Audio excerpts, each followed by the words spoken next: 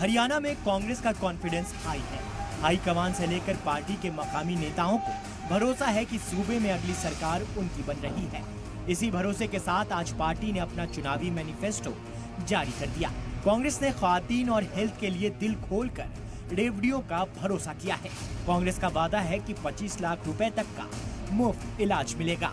18 से 60 साल की खातून के खाते में हर महीने खटाखट 2000 रुपए आएंगे। ख्वातीन को सरकारी नौकरी में 33% रिजर्वेशन देंगे। जरूरतमंद बुजुर्ग और बेवाओं को 6000 रुपए महाना पेंशन देंगे। 500 रुपए में गैस सिलेंडर देंगे।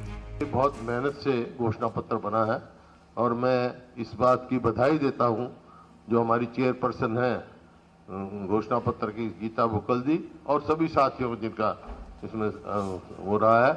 और बहुत सारी बातें राजस्थान से हमने सीखी, जो अशोक गहलोत जी जब मुख्यमंत्री थे 25 लाख की जो वो की, तो बहुत सारी स्टेटों का हमने मंगा के जब इन्होंने पूरा अध्ययन करके दिया है। रियासती किसानों को भी खुश करने के लिए कांग्रेस ने बड़ा वादा किया है। किसानों की हर पैदावार MSP पर बिकेगी। फसल नुकसान का मुआवजा 30 दिन के अंदर मिलेगा। छोटे और सूबाई किसानों को डीजल पर सब्सिडी दी जाएगी। हर परिवार को खुशहाली, गरीबों को छत, किसानों को समृद्धि। हमने हमारे इसमें जो हमारा गारंटी पत्र है वो हमने दिया है और हमने ये कहने का वायदा किया है कि कांग्रेस ने जो कहा है वो किया है। कांग्रेस के जो वायदे हैं वो पक्के इरादे हैं और वो हमारी गारंटी है। कांग्रेस ने नौजवानों को रिझाने के लिए वादों की झड़ी लगा दी। कांग्रेस ने वादा किया कि 2 लाख सरकारी नौकरी देंगे। सरकारी डिपार्टमेंट में ठेके पर भर्ती बंद होगी। हरियाणा कौशल रोजगार निगम को बंद करेंगे। पेपर लीक के लिए सख्त कानून बनेगा। हरियाणा गैर मुल्की रोजगार कोड बनाएंगे। कांग्रेस ने बुढ़ापा पेंशन और ओल्ड पेंशन स्कीम बहाल करने का भी वादा किया है। शानदार ये मैनिफेस्टो जनता को पूछ के बना है।